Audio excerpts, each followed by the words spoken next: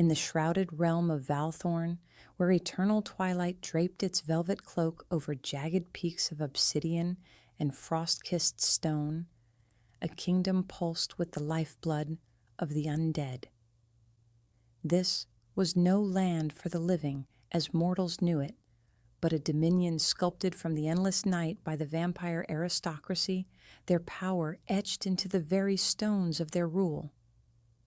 At its heart towered the Citadel of Dusk, a fortress of black marble veined with silver filigree, its spires rising like the skeletal fingers of a forgotten giant, piercing the dim, unchanging sky. The air carried a faint, lingering scent of withered roses, their petals long fallen, mingled with the metallic whisper of blood drawn from the veins of those who served, willing or not, in the lower wards. Towers loomed high, their narrow windows aglow with the soft golden flicker of enchanted lanterns, casting long wavering shadows that danced across the cobbled plazas below, where the stones bore the scars of centuries underfoot. It was a place of haunting beauty, where elegance masked a ruthless undercurrent, and every murmured word in the corridors could herald betrayal or a swift, silent death. The Citadel's halls were a labyrinth of grandeur and gloom, their walls adorned with tapestries depicting ancient battles. The threads faded, yet still vibrant with the crimson of spilled blood. Statues of past rulers stood sentinel, their marble eyes seeming to follow those who passed, their silent judgment a constant reminder of the price of power. In the heart of this domain reigned Queen Isolde, a sovereign whose presence was both a beacon and a blade. Her skin gleamed with the pallor of ageless marble, smooth and unmarred by time, her eyes a deep amethyst that held the weight of 1,000 secrets, glinting with an otherworldly light. Adorned with a crown of twisted silver, forged from the bones of her vanquished foes, she wore robes of midnight silk that flowed like liquid shadow, their hems embroidered with threads of gold that traced the intricate veins of her lineage. Isolde had carved her path to the throne through a treacherous maze of intrigue and bloodshed, her rise a testament to her cunning and unyielding will. Yet, beneath her regal facade, a seed of doubt had taken root, nurtured by the whispers that echoed through the stone walls. Her court was a nest of vipers, where loyalty was a fragile thread, easily severed by the sharp edge of ambition. Nobles clad in silks and furs lounged on thrones of carved bone, their smiles hiding fangs eager to strike, their alliances shifting with the wind.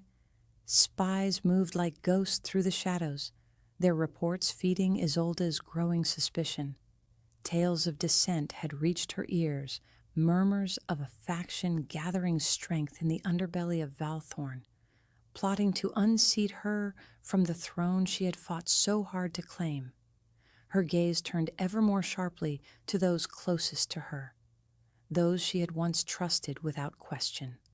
Among them stood Sir Aldric, her chief advisor, a vampire whose wisdom had steadied her reign through turbulent years of war and conspiracy.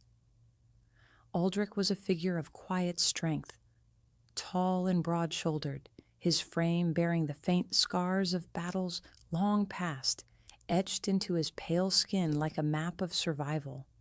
His hair, a cascade of silver threaded with strands of black, fell in waves to his shoulders, tied back with a leather cord that spoke of his practical nature. His eyes, a muted sapphire, held a depth that reflected the weight of centuries, their gaze steady yet shadowed with an unspoken burden. He wore a doublet of dark green velvet over a shirt of fine chainmail, the queen's crest, a coiled serpent embroidered in silver thread across his chest. For decades, Aldric had been her right hand, his counsel a beacon in the darkness, his loyalty a cornerstone of her rule. He had stood by her side during the siege of Frostgate, devising the strategy that turned the tide against rival clans. Yet, as the whispers grew louder, Isolde's trust began to waver. Was he the ally she believed, or a traitor cloaked in devotion? The question gnawed at her, a persistent ache that refused to fade. One evening, as the enchanted lanterns cast their golden glow across the Hall of Echoes, Isolde summoned her court. The chamber was vast, its vaulted ceiling lost in shadow, supported by arches carved with runes that pulsed faintly with dark energy. Crystal chandeliers hung like frozen stars, their light refracting into a kaleidoscope of colors that danced across the polished marble floor. Nobles gathered, their silken garments rustling as they took their seats on thrones of bone and velvet, their eyes glinting with curiosity and malice. The air was thick with tension, a palpable force that seemed to hum through the stone. Isolde ascended her dais, her robes billowing behind her, her presence silencing the room. Beside her stood Aldric, his posture rigid yet composed, his hands clasped behind his back as he awaited her command. "My loyal subjects," she began, her voice clear and cold, cutting through the silence like a blade. "The strength of Valthorne lies in our unity, a bond forged in the darkness we call home. Yet unity must be proven, not merely professed." She paused, her amethyst eyes sweeping the hall, lingering on the faces of her nobles. "In these uncertain times, I must ensure the purity of our allegiance." She turned to Aldric, her gaze piercing. "Sir Aldric, my trusted advisor, step forward." Aldric obeyed, his boots striking the marble with a steady rhythm, each step echoing through the hall. The nobles leaned in, their anticipation a living thing, their breaths held as he approached the dais. Isolde's hand moved to a velvet-lined box at her side, lifting the lid to reveal a chalice. Its surface was etched with runes that glowed a sickly green, their light pulsing in time with an unseen heartbeat. She filled it from a crystal vial, the liquid within a deep violet that shimmered with an unnatural sheen, its scent a mix of bitter herbs and decay, wafting upward. "This," she declared, holding the chalice aloft, "is a test of your devotion. Drink and prove your allegiance to me and to Valthorne." The hall fell into a stunned silence, the weight of her words sinking into every corner. The nobles exchanged glances, some with gleeful anticipation, others with dread, for all knew the chalice's reputation. It was a creation of the Queen's alchemists, a vessel imbued with poison designed to end the life of any who drank from it, a trial no one had survived. Aldric's eyes met Isolde's, and for a moment the world seemed to still. He saw the challenge in her gaze, the doubt that had driven her to this point, and felt the weight of his own uncertainty. He had served her faithfully, guided her through crises, but the court's games were a maze he could no longer navigate blindly. He stepped closer, taking the chalice from her outstretched hand. His fingers trembled slightly as he raised it, the cool metal pressing against his lips. The poisoned scent assaulted him, a bitter assault that promised death, and the runes flared brighter, as if eager to claim another victim. The nobles watched, their breaths shallow, waiting for the inevitable collapse. Isolde's expression remained unreadable, her hand tightening on the arm of her throne, but within, her mind raced. Had she misjudged him? Was this the end of a trusted ally, or the beginning of a revelation that would reshape her rule? Aldric's thoughts churned as he held the chalice. He recalled the siege of Frostgate, where his strategy had saved her throne, the long nights spent poring over maps and treaties to secure Valthorne's borders. He remembered the faces of fallen soldiers, their loyalty to him a silent vow he carried still. The rumors of dissent, of a faction in the lower wards plotting her downfall, echoed in his mind. Had his refusal to drink sealed their fate, or would it expose a deeper truth? His duty to Isolde warred with his instinct for survival, but in that moment, he chose.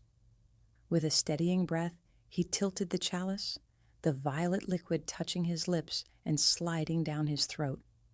A murmur rippled through the hall, a wave of shock and glee as the nobles anticipated his fall. The taste was acrid, a burning fire that seared his insides, and for a moment Aldric felt the poison's grip. His vision blurred, the hall spinning as his knees weakened and a cold sweat beaded on his brow. The nobles leaned forward, their eyes alight with morbid fascination, waiting for him to crumple. But then something shifted. A warmth spread from his core, a strange, invigorating power that pushed back the poison's chill. He straightened, the chalice still in hand, and the hall fell silent once more. The runes on the chalice dimmed, as if acknowledging his resilience, and Aldric spoke, his voice steady despite the ordeal. "My queen, your test has revealed not weakness, but strength. I am more than your advisor. I am your shield." Chaos erupted. Nobles shouted in disbelief, some leaping to their feet, others drawing daggers from beneath their robes. A portly lord with a jeweled beard sneered, "Treachery! He's bewitched the chalice." While a slender noblewoman in crimson silk hissed to her companion, "This changes everything. Mark my words." The hall became a storm of movement, some nobles fleeing toward the shadowed exits, their silk garments trailing like fleeing phantoms, while others gathered in clusters, their whispers plotting the next move. Amid the tumult, a young servant, barely more than a boy, stood near the dais, his eyes wide with terror. He had seen the chalice's glow, heard Aldric's defiant words, and knew this moment would ripple beyond the hall. Clutching a tray of empty goblets, he slipped away, darting through a side passage to warn the lower wards, his footsteps muffled by the chaos. Isolde rose, her midnight silk billowing, her amethyst eyes widening as her composure cracked. The chalice's glow faded completely, its magic spent, and the air thrummed with the tension of a kingdom on the brink. Within her, a storm raged. Rage at the failure of her test, curiosity at Aldric's survival, and a flicker of fear that she had unleashed something uncontrollable. She had expected his death, a clean end to her doubts, but his resilience suggested a power she had not anticipated. Her mind raced back to the alchemist's assurances, their claims that the poison was infallible, and she wondered if they had betrayed her, or if Aldric's blood held a secret beyond her ken.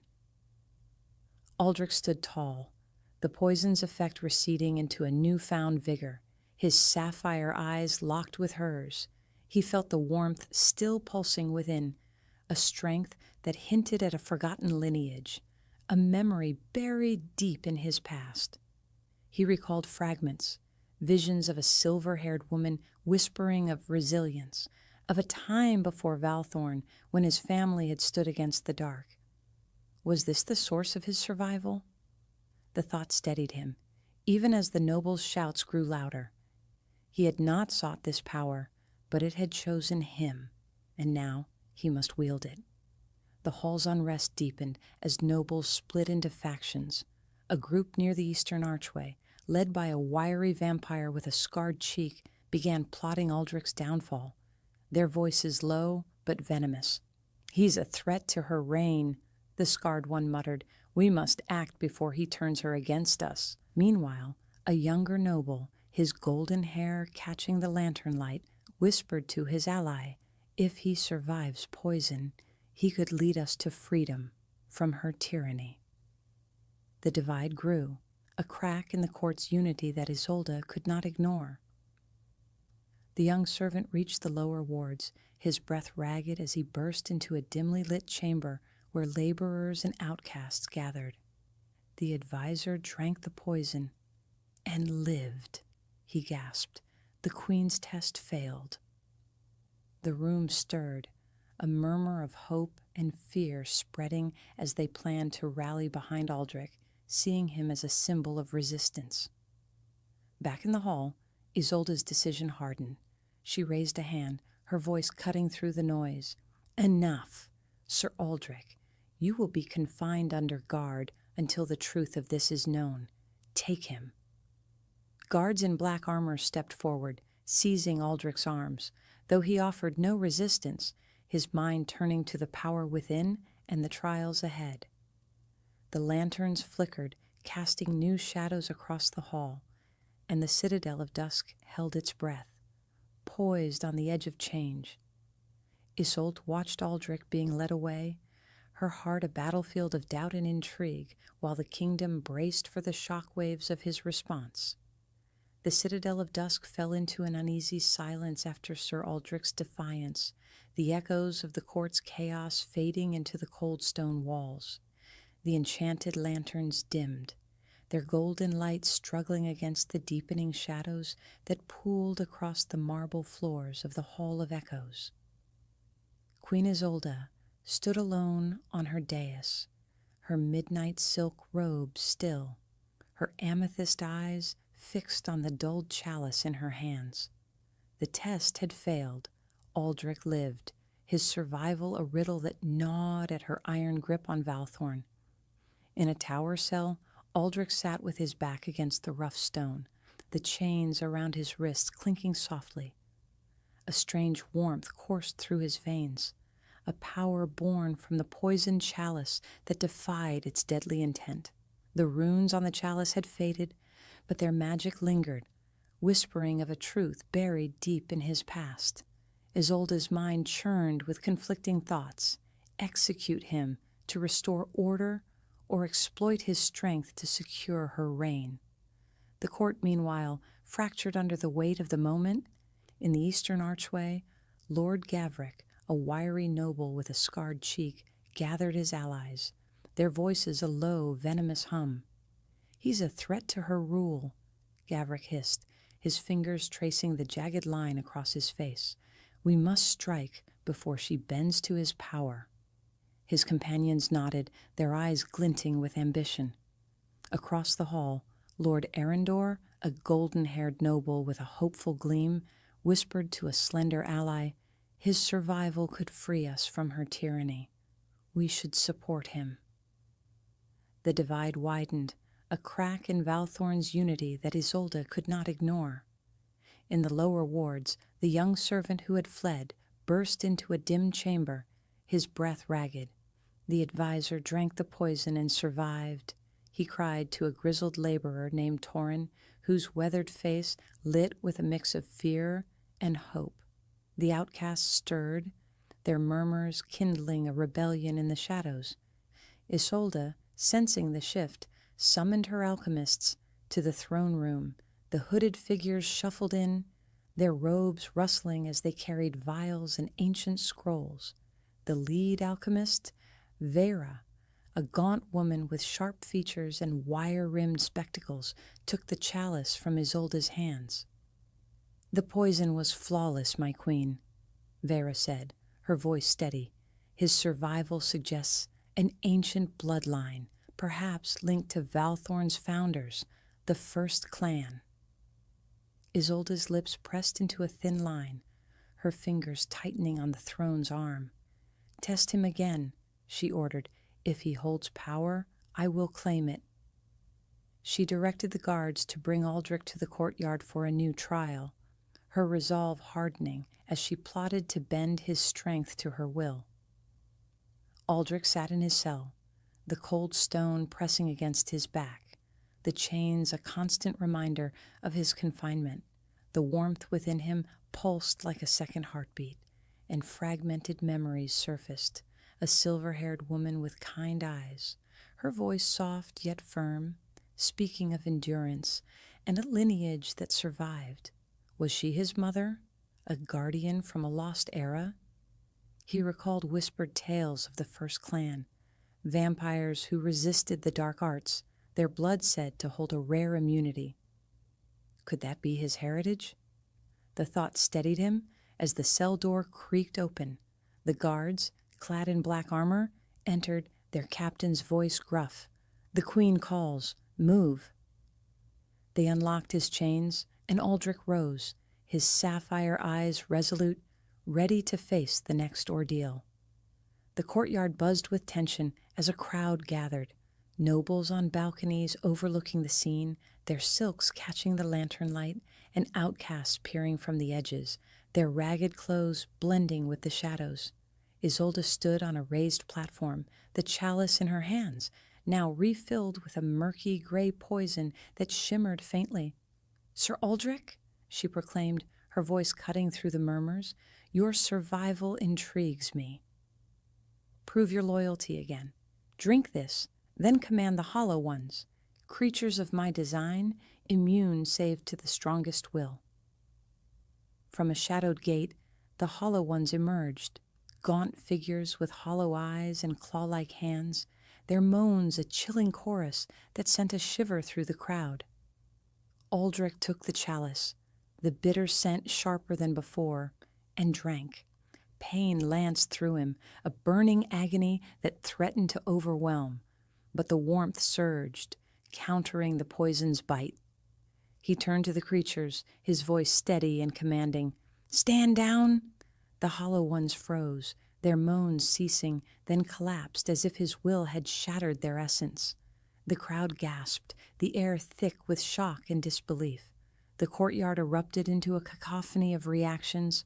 A noble in crimson silk clapped, her voice sharp with excitement. "A miracle!" While another, a stout figure with a jeweled beard, snarled, "Blasphemy!" Lord Gavric's faction huddled near the platform, their whispers urgent. "He's too powerful," Gavric muttered. "We'll ambush him tonight." His allies nodded, plotting with cold precision. Across the courtyard, Lord Arendor raised a fist, his golden hair catching the light. "He's our chance," he called to his supporters, who murmured agreement, seeing a leader in Aldric's resilience. Isolde's expression hardened, her amethyst eyes narrowing. "Your power is real," she conceded, stepping closer, "but unproven. You will hunt the rebel faction in the lower wards, fail, and your life ends." Aldric nodded, his jaw set, sensing her test had only begun. A scout approached Isolde, bowing low. "The lower wards rally behind him, my queen. They call him a savior." Her grip on the chalice tightened, her mind torn between using Aldric and fearing his rise. Aldric descended to the lower wards, the air growing dank with the scent of mold and desperation. The narrow streets were lined with crumbling stone, the outcasts' homes little more than hovels. A wiry woman named Lyra, her dark hair streaked with gray, stepped forward, her eyes fierce.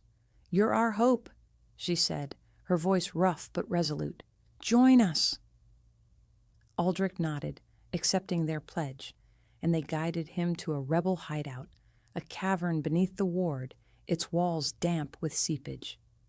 Inside, he faced crude traps, spiked pits and tripwires, dodging them with a newfound agility. Rebels ambushed him, their blades flashing, but his power deflected the strikes, the warmth within him flaring to shield him. He subdued them, binding the leader, a scarred man named Cale, with ropes. As he moved, Gavric's faction struck. 3 assassins emerged from an alley, daggers drawn, their movements swift. Aldric's instincts kicked in, the warmth guiding his hands to parry a blade, then disarm another. The third lunged, but he twisted, sending the attacker sprawling. The outcasts rallied, driving the assassins off, and Lyra grinned. "You're stronger than we thought." Meanwhile, Lord Arendor sought Aldric out, his voice low. "I'll stand with you. Isolde's rule must end." Aldric accepted the alliance, sensing a fragile hope. Returning to the Citadel, Aldric presented Cale to Isolde in the throne room, the rebels' defiance muted by his bonds. "The hideout is disrupted," Aldric reported, his voice steady. Isolde's gaze lingered on him, her mind racing. "You've proven your strength," she said, but not your loyalty. Your next trial awaits."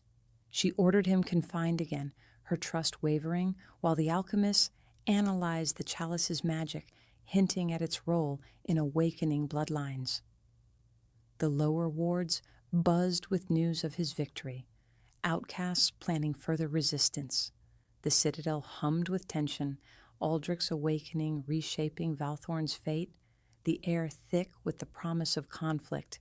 The Citadel of Dusk quivered under the weight of Sir Aldric's growing legend, his survival of the poisoned chalice sparking a wildfire that spread beyond its towering spires.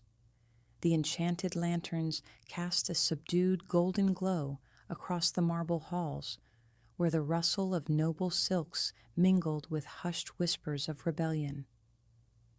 Queen Isolde sat rigidly on her throne in the Hall of Echoes, her amethyst eyes narrowed with suspicion, the dulled chalice resting on a velvet cushion beside her, a silent testament to her faltering control. Aldric, released from his tower cell but under constant watch, moved through the lower wards with the outcast's tentative support, his newfound power a flickering beacon of hope amid the gloom. Yet a new shadow loomed. Lady Sereth, a vampire noble with raven-black hair and a jagged scar across her jaw, had emerged as a formidable threat. Her voice, sharp as a honed blade, rang out in hidden chambers beneath the city. "Aldric's strength threatens us all," she declared to her gathered followers, her crimson eyes glinting. "We use him to topple Isolde, then discard him." The kingdom of Valthorne teetered on the brink, its once unified court now a fractured mirror of ambition and dissent. In the throne room, Isolde convened her council, her midnight silk robes pooling around her like spilled ink. The air was thick with tension as nobles took their seats, their gazes darting between her and the empty space where Aldric once stood. "The lower wards stir," she began, her tone icy and unyielding. "Aldric's survival has emboldened them, and whispers of rebellion grow louder. He will root out this dissent, or prove his disloyalty once and for all." Lord Gavric, his scarred cheek twitching with disdain, leaned forward, his voice a sneer. "He's a traitor in waiting, my queen." "End him now." Lord Arendor, golden-haired and defiant, rose to counter, his words firm. "He's our chance to break your tyranny and restore balance." Isolde silenced them with a withering glare, her hand resting on the chalice. "He hunts the rebels. Fail, and he dies." She handed Aldric a weathered map marked with suspected hideouts, her trust a fragile, fraying thread, as she dismissed the council with a wave. Aldric descended to the lower wards, the air growing dank and heavy with the scent of mold and despair. The narrow streets twisted like veins through the city's underbelly, lined with crumbling stone walls and hovels where outcasts huddled. Lyra, the wiry outcast leader with gray-streaked hair, met him at a shadowed corner, her eyes sharp with urgency. "Sereth's faction grows," she warned, her voice low. "They've taken the old quarry east of here. Be careful, they're ruthless." Armed with a short sword and the latent power coursing through him, Aldric nodded and followed her guidance. The map led him through a maze of tunnels, the ground slick with seepage. He encountered traps, collapsing ceilings triggered by hidden wires and poisoned darts whistling from the walls, dodging them with an agility born of his awakening. A rebel patrol ambushed him, 3 figures in tattered cloaks wielding crude blades. Their steel clashed against his, sparks flying in the dim light, but the warmth within flared, deflecting a fatal strike aimed at his chest. With a swift maneuver, he disarmed one, knocking another unconscious, and bound the third, a burly man named Joran, whose scarred face twisted in defiance. "Sereth will crush you both!" Joran spat, his voice echoing off the stone. Back at the Citadel, Isolde received a report from Vera, the gaunt alchemist, in the dimly lit laboratory. The air was thick with the scent of herbs and molten metal as Vera adjusted her wire-rimmed spectacles, studying the chalice. "The magic amplifies latent bloodlines," she explained, her fingers tracing the dulled runes. "Aldric's resilience likely stems from the first clan, an ancient lineage said to resist our arts." Isolde's lips pressed into a thin line, her mind racing with the implications. "Enhance the next poison," she ordered. "I need him obedient, not a rival." Vera nodded, mixing a new concoction as Isolde's paranoia deepened, her gaze fixed on the chalice as if it held the key to her dominion. In the old quarry, Sereth convened her faction, the cavernous space echoing with the drip of water and the murmur of her lieutenants. The walls, streaked with mineral veins, reflected the torchlight in eerie patterns. "Aldric's fame draws followers," she said, her scar gleaming as she paced. "We'll lure him into a trap here, then strike Isolde when she's vulnerable." Her lieutenants, a mix of disgruntled nobles and outcast warriors, nodded, setting ambushes with spiked pits and tripwires. Aldric, guided by Lyra, infiltrated the quarry, his senses heightened by the warmth within. He overheard Sereth's scheme through a crack in the rock, her voice cold and calculated. A collapsing tunnel nearly buried him, but he rolled clear, the dust settling around him as he retreated to report. Back at the Citadel, he faced Isolde in the throne room, the map crumpled in his hand. "Sereth plans an assault," he said, his voice steady. "I need time to gather evidence." Isolde's eyes narrowed, her fingers drumming on the throne. "Prove it, or face the pyre." She handed him a vial of enhanced poison, its surface swirling with dark motes. "Drink this and lead my guards."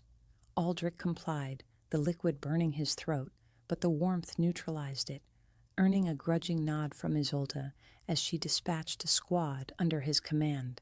With a dozen guards in black armor, Aldric raided a rebel outpost near the quarry's edge, the night air sharp with tension. The outpost, a fortified cave, bristled with defenses, archers on ledges and barricades of sharpened wood. The guards clashed with Sereth's scouts, steel ringing against steel, while Aldric pushed forward, his power deflecting arrows. Inside, he found documents linking Sereth to stolen weapons caches, their seals bearing her sigil.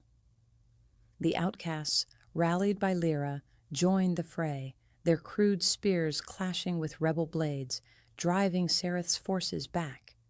Returning to the Citadel, Aldric presented the evidence to Isolde, who reviewed it with a scowl. "She's bold," Isolde muttered, then ordered Sereth's arrest. But a scout burst in, breathless. "She's fled to the northern peaks, my queen." The throne room buzzed with tension, Aldric's role shifting as his power became a double-edged sword, the kingdom poised for further strife. The Citadel of Dusk stood as a silent sentinel over Valthorne, its marble halls reverberating with the tension of a kingdom on the edge. The enchanted lanterns flickered, their golden light struggling to pierce the thickening shadows as news of Lady Sereth's flight to the northern peaks spread like wildfire. Queen Isolde paced the throne room, her midnight silk robes trailing behind her, the dulled chalice clutched in her hands as if it held the answers to her unraveling reign.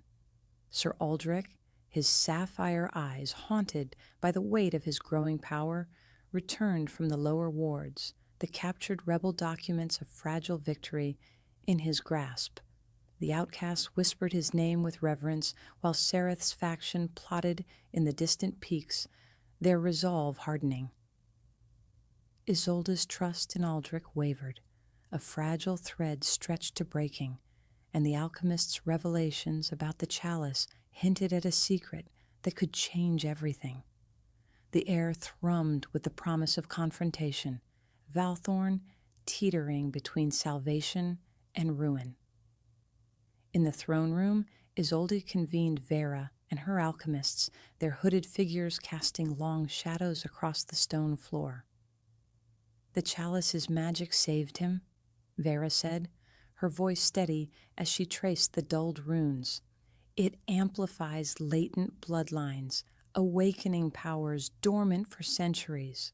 Aldric's resilience ties to the first clan, a lineage that resisted our dark arts." Isolde's amethyst eyes narrowed. "Can it be controlled?" Vera hesitated. "With a stronger infusion, perhaps, but it risks awakening more than we intend." Isolde nodded, her mind set. "Prepare it. He faces Sereth next." Aldric stood in the courtyard, the outcast cheers fading as Isolde approached, a new vial in hand. The liquid within shimmered with a deep indigo hue, its scent acrid and potent. "Drink," she ordered, her voice cold. "Then hunt Sereth in the peaks. Fail, and your power ends with you." Aldric took the vial, the warmth within him flaring as he drank.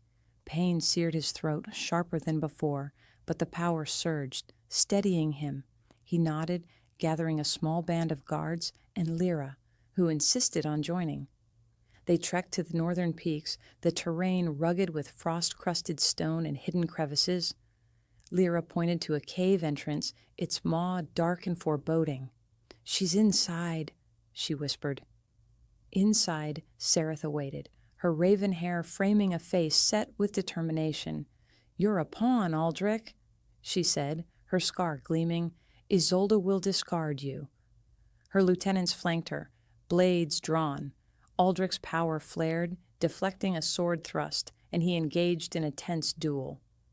The warmth guided his movements, parrying and striking with precision. He disarmed a lieutenant, pinning him, but Sereth escaped deeper into the cave. "Follow her," Lyra urged, and they pursued, navigating traps, falling rocks, and poisoned spikes that tested his resilience. He emerged with a wounded lieutenant who gasped, "The chalice, it chose you." Back at the Citadel, Aldric presented the prisoner to Isolde, who interrogated him. "The chalice was forged by the first clan," the lieutenant rasped. "It awakens their blood to resist us." Isolde's eyes widened, her grip on the chalice tightening. Vera confirmed, "The runes align with ancient texts. It's a key, not a weapon." Aldric felt the truth resonate, memories of the silver-haired woman, his ancestor, surfacing. "It chose me to balance Valthorne," he said. Isolde's trust shattered. "You're a threat," she snapped, ordering his confinement again, but Arendor intervened. "He's our hope." A scuffle ensued, guards clashing, and Aldric broke free, fleeing to the lower wards.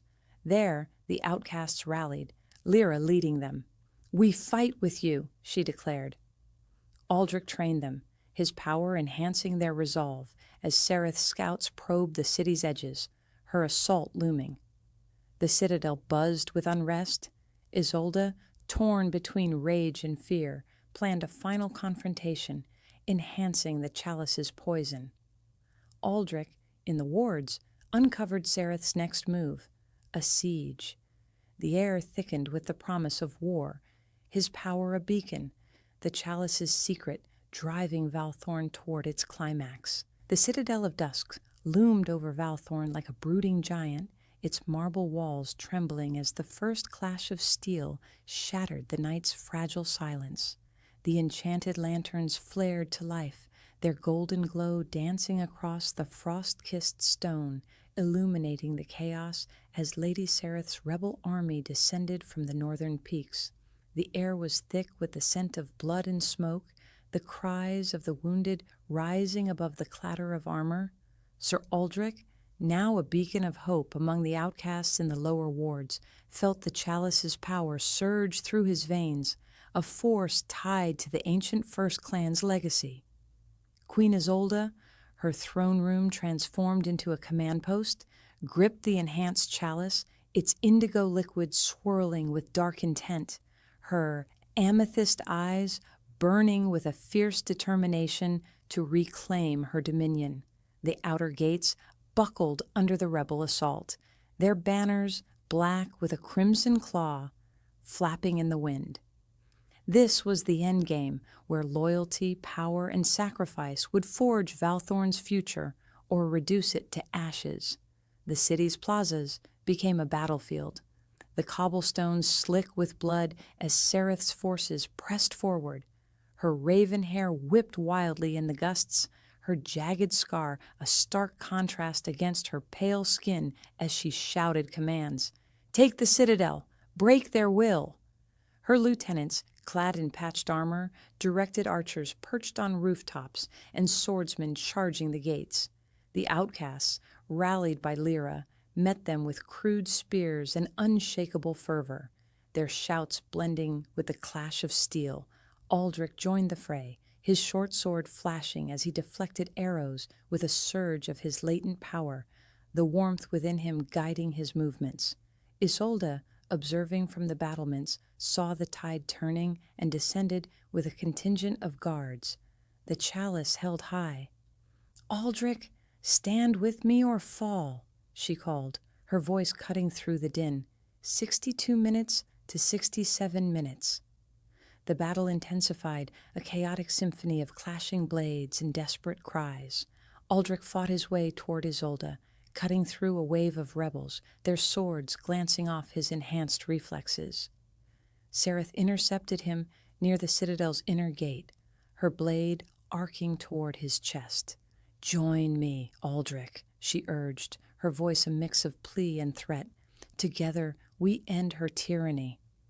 He parried, the warmth flaring to deflect her strike, and countered with a precise thrust, disarming her.